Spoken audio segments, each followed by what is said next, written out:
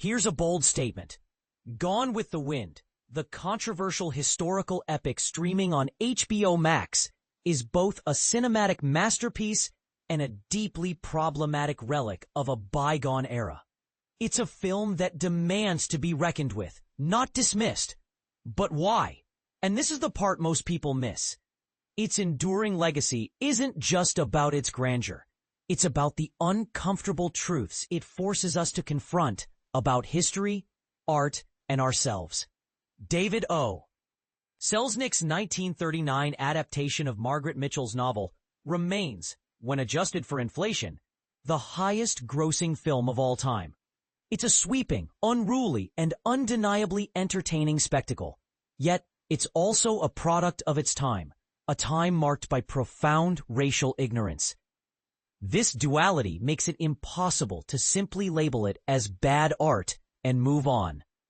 For decades, film scholars and cultural critics have grappled with its legacy, acknowledging its massive imprint on American culture while questioning its moral standing.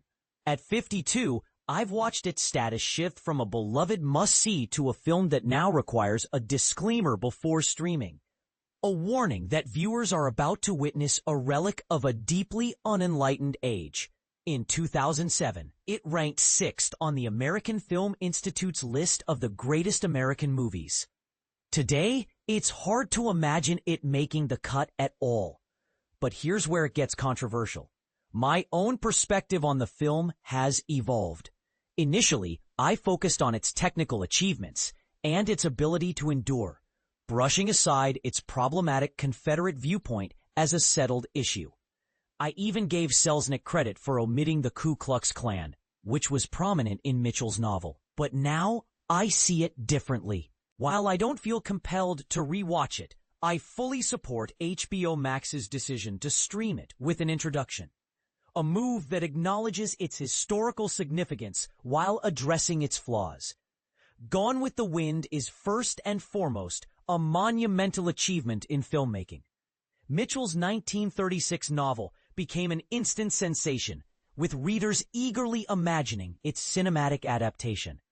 Newspapers even polled fans on who should play Scarlett O'Hara and Rhett Butler. Selznick turned Scarlett's casting into a marketing frenzy, ensuring audiences were emotionally invested before filming began. Released in 1939, the film's roadshow strategy kept it in limited release for nearly 2 years, building anticipation to a fever pitch. When it finally reached wider audiences, it exceeded even their sky-high expectations. Selznick's perfectionism knew no bounds. He spared no expense, even cutting MGM into the production to secure Clark Gable as Rhett. He fired director George Cukor early on and pushed his replacement, Victor Fleming, to the brink of exhaustion. Production designer William Cameron Menzies ultimately had more influence on the film's visual style than either director.